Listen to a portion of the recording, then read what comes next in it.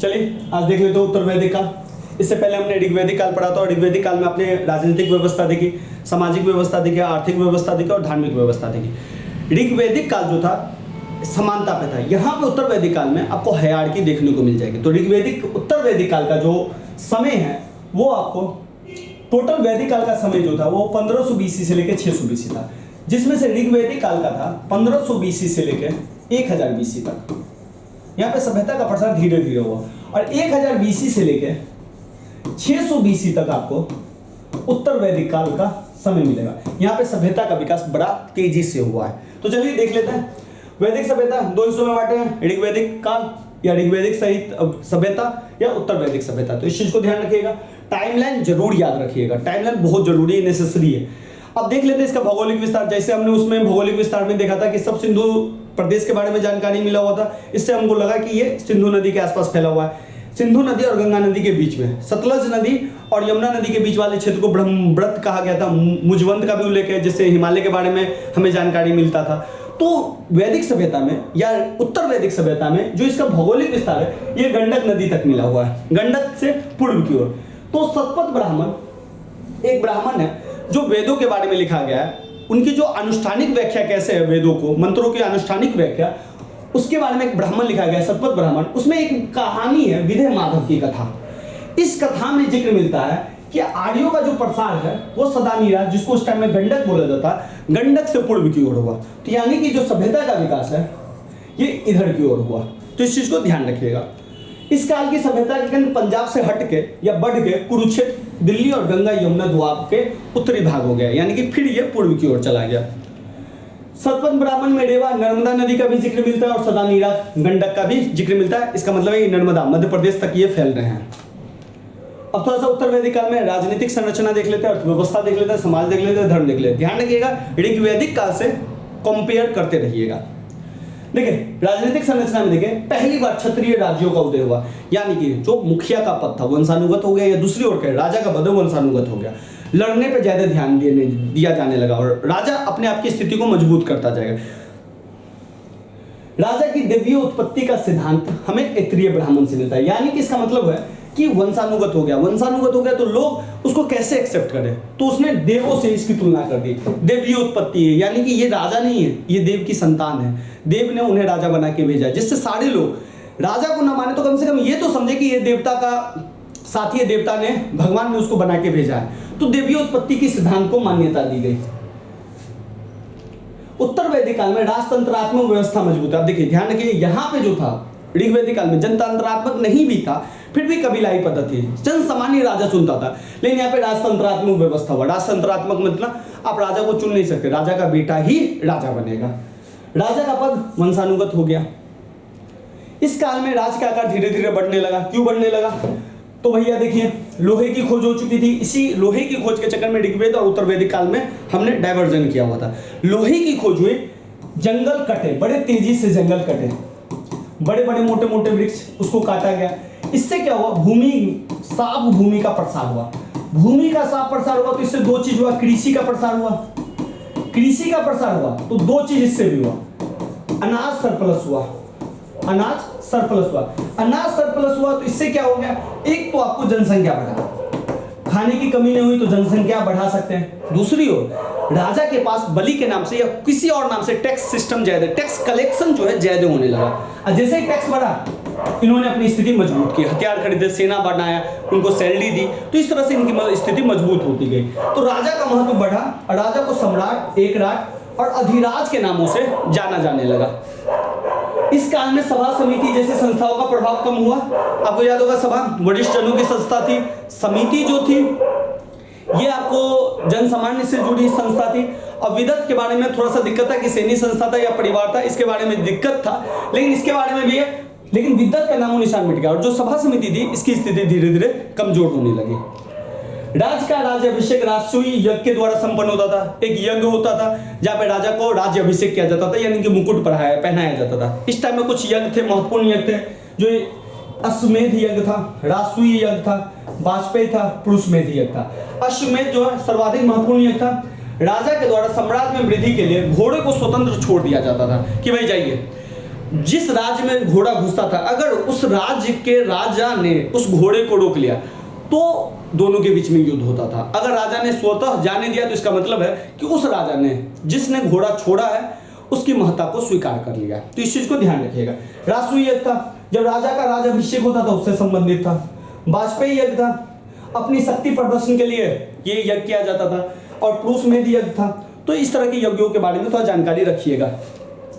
यजुर्वेद में राज्य के उच्च पदाधिकारियों को रत्नी कहा जाता था। शतपथ ब्राह्मण में 12 प्रकार के रत्नियों का जिक्र है। अब देखिए, उस समय पदाधिकारी सभा समिति प्रशासन का कार्य करता था। यहाँ पे राज्य धीरे धीरे बड़ा होते जा रहा है। राजा का पद वंशानुगत हो गया। पदाधिकारी चाहिए, प्रशासन चाहिए, लोगों को चलाने के लिए प्रशासन चाहिए, टैक्स कलेक्शन के लिए लोग चाहिए, या टैक्स कलेक्शन के अलावा बहुत सारे चीजों को करने के लिए रिसोर्स पदाधिकारी चाहिए। तो वहां के पदाधिकारी को रत्नी कहा जाता था। और शतपथ ब्राह्मण में 12 प्रकार के रत्नी का जिक्र मिलता है। राजा न्याय का सर्वोच्च अधिकारी हो गया। याद रखिए, उसमें कौन न्याय करता था? सभा न्याय करती थी, यहाँ पे राजा न्याय करता है। और ध्यान रखिएगा, राजा न्याय करेगा लेकिन उस टाइम में ब्राह्मण को मृत्यु नहीं दिया जाएगा। देखिए, ये क्षत्रिय और ब्राह्मणों का साठगांठ था। ब्राह्मणों ने राजा की उत्पत्ति को देवी उत्पत्ति का सिद्धांत दे दिया और राजा ने बदले में ब्राह्मणों को बहुत सारे अधिकार दे दिए। कर्मकांड बहुत ज्यादा फैल गया, ब्राह्मणों को बहुत सारे अधिकार दिए गए। बलि, जो कि नियम पहले नियमित कर नहीं था, टैक्स सिस्टम नियमित नहीं था, इन्फोर्स करके नहीं लिया जाता था, अब ये इन्फोर्समेंट करके लिया जाने लगा। और ये जो 1/16 भाग था, यानी कि अगर मान लीजिए कि आपके खेत में 16 किलो गेहूं या चावल कुछ भी होगा, जिसमें 1 किलो राजा के पास आएगा टैक्स रूप में, तो ये हो गया। और यही टैक्स जब धीरे धीरे बढ़ा तो राजा के पास संसाधन बढ़े और धीरे धीरे राजा मजबूत होने लगा। आरंभ में पंचाल एक कबीला था, जो कि बाद में एक प्रदेश हो गया और सर्वाधिक विकसित राज्य उस टाइम में था, उत्तर वैदिक काल में। अब तो अर्थव्यवस्था देखते हैं। ध्यान रखिए, अर्थव्यवस्था में, पीछे वाले अर्थव्यवस्था में पशुपालन, गाय महत्वपूर्ण था। यहाँ भी पशुपालन महत्वपूर्ण, लेकिन प्राथमिक पेशा यहाँ पे कृषि हो जाएगा। ऋग्वेद में प्राथमिक पेशा क्या था? ध्यान रखिएगा, पशुपालन था। तो चलते हैं थोड़ा सा। इस काल में पशुपालन की जगह कृषि प्राथमिक पेशा हो गया। शतपथ ब्राह्मण में कृषि के बारे में जिक्र है और शतपथ ब्राह्मण में 4 चीजों के बारे में जिक्र किया गया है: जुताई, बुआई, कटाई और मढ़ाई के बारे में। इससे पता चलता है यहाँ पे कृषि हो गया। कृषि इंपॉर्टेंट बनना भी था भाई, कैसे नहीं बने इंपॉर्टेंट। जंगल कटा, कृषि का प्रसार हुआ, राजा मजबूत हुआ, राजा ने और कृषि का प्रसार किया। तो ये होना ही होना था। इस काल में लोहे से बने उपकरण से कृषि में क्रांति आ गई। यजुर्वेद में लोहे के लिए श्यामयश और कृष्णयश, लोहे की खोज हो चुकी है। अब जमीन को फाड़ना आसानी हो गया, बोना आसानी होगा। तो यहाँ पे देखिए, कृषि का प्रसार हुआ। कृषि के प्रसार के साथ साथ फसलों का भी प्रसार होगा। पहले धान यव की खेती होती थी ऋग्वेदिक काल में, अब यहाँ पे कृषि का प्रसार होगा। यव से अब महत्वपूर्ण फसल बन जाएगा धान। तो इस चीज को भी तो ध्यान रखिएगा। लोहे के उपकरण से कृषि में विस्तार के साथ साथ फसलों की संख्या में वृद्धि हुई। धान प्रमुख फसल बन गया। अतरंजी खेरा में पहली बार कृषि संबंधित लोह उपकरण प्राप्त हुए। ध्यान रखिए, अतरंजी खेरा बहुत इंपॉर्टेंट है, एग्जाम में बराबर आता है। ब्राह्मण ग्रंथों में श्रेष्ठीन का भी उल्लेख मिलता है। श्रेष्ठीन जो था प्रधान व्यापारी होता था, यानी कि यहाँ पे व्यापार अब होना धीरे धीरे स्टार्ट हो गया। लेकिन नियमित सिक्के अभी भी नहीं है। नियमित सिक्के आपको मगध कह रहा हूँ, महाजन पद में आपको मिलने लगेंगे, जिसको कि हम आहत सिक्के बोलेंगे, पंचमार्क पॉइंट। तो श्रेष्ठीन का उल्लेख मिलता है। उस टाइम में कौन सा व्यापारी था? पनी नामक, जो कि गाय चोर भी था। निष्क, शतमान, पाद, कृसल आदि माप की विभिन्न इकाइयां भी थी। और निष्क को हम धातु भी बोलते, मुद्रा भी बोलते थे, और शतमान भी। तो इसे नापा जाता था। शतमान का मतलब 100 गाय। भाई ये सामान लेंगे 100 गाय के हिसाब से ले लीजिए। निष्क इतना सोना लीजिए, ये सामान दे दीजिए। उत्तर वैदिक काल में 4 प्रकार के मृदभांडों से भी परिचित थे: काले और लाल मृदभांड, पॉलिशदार मृदभांड, चित्रित धूसर मृदभांड, लाल मृदभांड। तो इस चीज को भी थोड़ा सा ध्यान रखिएगा। उत्तर वैदिक आर्यों को समुद्र का ज्ञान था और इससे हमें पता चलता है ये वाणिज्य व्यापार को थोड़ा जानते थे। यानी कि समुद्र का ज्ञान था, तो इसका मतलब है देखिए, इनका समुद्र का है, ये बंगाल की खाड़ी, ये अरब सागर। इसका मतलब अगर इधर वाली जानकारी, तो इसका मतलब इनका विस्तार हो चुका है। तो ये भी एक चीज बताता है। उत्तर वैदिक ग्रंथों में कपास का उल्लेख नहीं मिलता है, लेकिन ऊनी वस्त्रों का उल्लेख मिलता है। इसका मतलब ये ठंड पड़ने वाला देश था, ऊन के बारे में जानते थे कि ऊन को कैसे उगाया जाएगा। सिक्कों का भी नियमित प्रचलन नहीं हुआ था। निष्क और शतमान भी एक तरह से सिक्के का ही काम करते थे, मुद्रा का भी काम करते थे, लेकिन ये नियमित नहीं थे। इस चीज को भी ध्यान रखिएगा। अब तो ऐसा चलते हैं समाज। ऋग्वेदिक काल में आपको समाज के बारे में जानकारी था कि ऋग्वेदिक काल में सामाजिक व्यवस्था वर्ण आश्रम ही था, लेकिन यहाँ पे वर्ण व्यवस्था में कठोर आने लगी। ऋग्वेदिक काल में कर्म था, पेशा था, लेकिन यहाँ पे वर्ण व्यवस्था जन्म पे आधारित बन गया। यानी कि ब्राह्मण का बेटा ही ब्राह्मण बनेगा, क्षत्रिय का बेटा ही क्षत्रिय बनेगा, वैश्य का बेटा ही वैश्य बनेगा, लेकिन वहां पे ऐसा नहीं था। वर्ण व्यवस्था का आधार कर्म पे ना होकर जाति पे हो गया। इस काल में व्यवसाय अनुवांशिक हो गया, यही व्यवसाय जन्म वंशानुगत हो गया, इसका मतलब है अनुवांशिक हो गया, वंशानुगत हो गया। इस समाज में 4 वर्ण थे, वही बकवास, ब्राह्मण, क्षत्रिय, वैश्य और शूद्र। ये कॉन्सेप्ट है, बकवास कॉन्सेप्ट नहीं है, मतलब याद रखने का एक कॉन्सेप्ट है। ब्राह्मण, क्षत्रिय, वैश्य, इन तीनों को द्विज कहा जाता था और ये उपनयन संस्कार के अधिकार थे। द्विज का मतलब होता है जो जनेऊ धारण कर सकते थे, शूद्रों को यह अधिकार नहीं था और यहीं से शूद्रों की स्थिति निरंतर गिरती ही चली जाएगी। चौथा वर्ण शूद्र जो है उपनयन संस्कार का अधिकारी नहीं था और यहीं से शूद्रों को अपात्र मानने की व्यवस्था शुरू हो जाएगा और धीरे धीरे गुप्त काल में, मौर्य साम्राज्य में धीरे धीरे शूद्रों की स्थिति और भी दयनीय होती जाएगी। इस काल में कर्मकांड का महत्व बढ़ गया, जिससे ब्राह्मणों की शक्ति में अपार वृद्धि हुई। कर्मकांड बन गया, वही इसके लिए यज्ञ करवाओ, इसके लिए पूजा कराओ, पूजा में दक्षिणा पाओ, ब्राह्मणों को खिलाओ। इससे ब्राह्मणों की शक्ति है ना तेजी से बढ़ गई। ब्राह्मणों ने राजा के सिद्धांत को देवी सिद्धांत का नारा दे दिया। भगवान ने, देखिए अध्ययन का काम किसका था? ब्राह्मणों का। तो ब्राह्मण ने क्या किया? राजा के दिव्य सिद्धांत को दे दिया और राजा ने बदले में ब्राह्मणों को बहुत सारे भूमि बांटे, उनको मृत्यु दंड तक भी नहीं देना पड़ रहा था। तो ये सब ब्राह्मणों के अधिकारों को, शक्ति में अपार वृद्धि हुई। बाद में आप देखिएगा इन्हीं को कंपटीशन देने के लिए बोले तो बौद्ध धर्म और जैन धर्म आएगा, जो आगे वाले लेक्चर्स में हम देखेंगे। इस काल में स्त्रियों की दिशा में गिरावट आई। ऐत्रेय ब्राह्मण में पुत्री को कृपण कहा गया। शतपथ ब्राह्मण में कुछ विदेशी कन्याओं का जिक्र मिलता है, जैसे गार्गी, गंधर्व, मैत्रेय। वहां पे आपको मिला था घोषा और अपाला, यहाँ पे भी है, लेकिन यहाँ पे स्त्रियों की स्थिति धीरे धीरे कम गई। पिता के संपत्ति में अधिकार छीन गया इनका और पैतृक संपत्ति में इनसे अधिकार छीन लिया गया और सभा, जो पहले सभा में वो पार्टिसिपेट करती थी, अब सभा में पार्टिसिपेट भी नहीं करेगी। अच्छा, ध्यान रखिएगा, उत्तर वैदिक काल में एक शब्द का प्रयोग हुआ, गोत्र। गोत्र का सिंपल सा अर्थ था जहां पे उस समूह के लोग एक जगह जब सारा गाय को जो बांधते थे, वहां से ये हो गया गोत्र। लेकिन बाद में गोत्र शब्द का मतलब जो है अलग निकल गया। अब गोत्र का अर्थ हो गया एक मूल पुरुष का वंशज। तो इस चीज को ध्यान रखिएगा, पहले जो ब्राह्मणों को गोत्र बांटा गया, बाद में सभी को गोत्र बांटा गया, तो ये भी ध्यान रखिएगा। सर्वप्रथम जाबालोपनिषद में 4 आश्रम का विवरण मिलता है, ये भी बहुत इंपॉर्टेंट है। पहला आश्रम है ब्रह्मचर्य, गृहस्थ, वानप्रस्थ और संन्यास।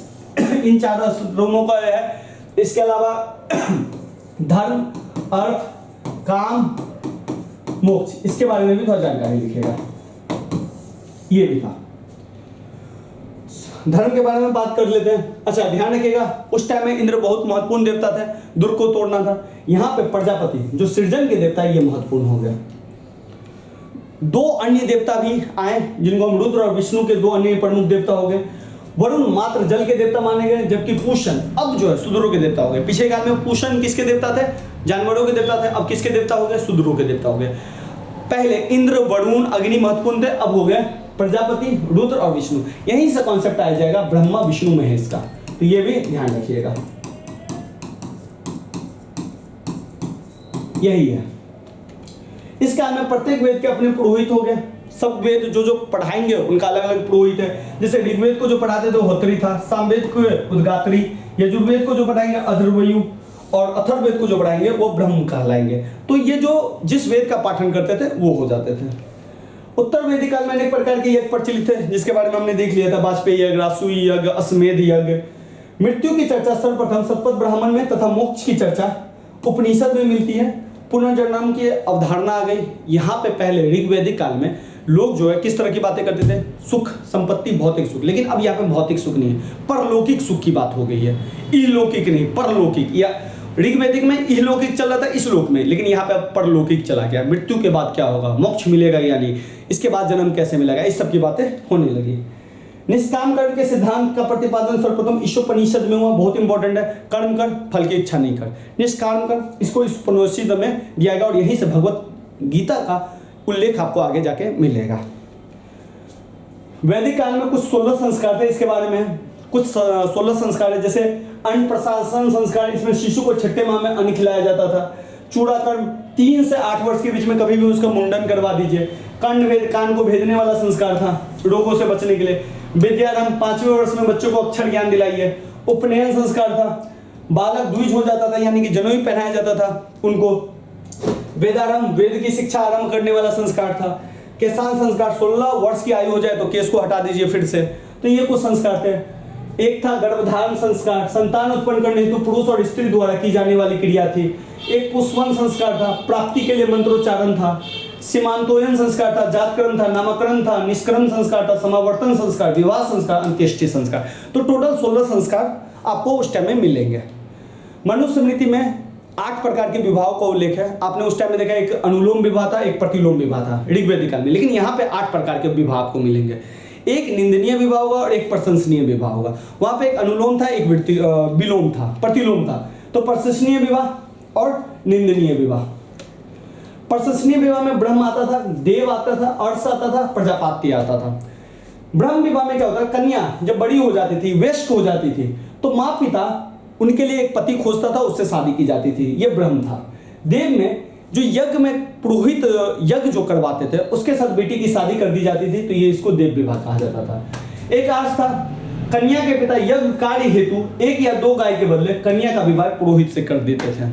और 3 प्रजापत्य था, वर स्वयं कन्या के पिता से कन्या मांगकर विवाह करता था। वर जाता था कन्या के पिता से या कन्या की माँ से बात करता था और उसकी उससे शादी कर लेता था। तो इसको प्रशंसनीय विवाह कहा गया। निंदनीय विवाह भी था, आसुर, गंधर्व, पिशाच, राक्षस। तो भाई आसुर में क्या होता था, कन्या के पिता धन के बदले अपनी बेटी का शादी किसी और से कर देता था। गंधर्व कन्या तथा पुरुष प्रेम विवाह कर लेते थे। पिशाच सोई हुई लड़की के साथ सहवास करके सो के फिर उसके साथ शादी करना। राक्षस में बलपूर्वक कन्या को छीनकर उससे विवाह करना, ये पिशाच था। तो 8 प्रकार के विवाह थे, ब्रह्म, देव, आर्ष, प्रजापत्य, आसुर, गंधर्व, पिशाच, राक्षस। तो इस चीज को ध्यान रखिएगा। तो चलिए आज के लिए इतना ही रखते हैं। अगर सेशन अच्छा लगा तो लाइक कीजिए, कमेंट करके हमें बताइए और शेयर अपने दोस्तों को जरूर कीजिए।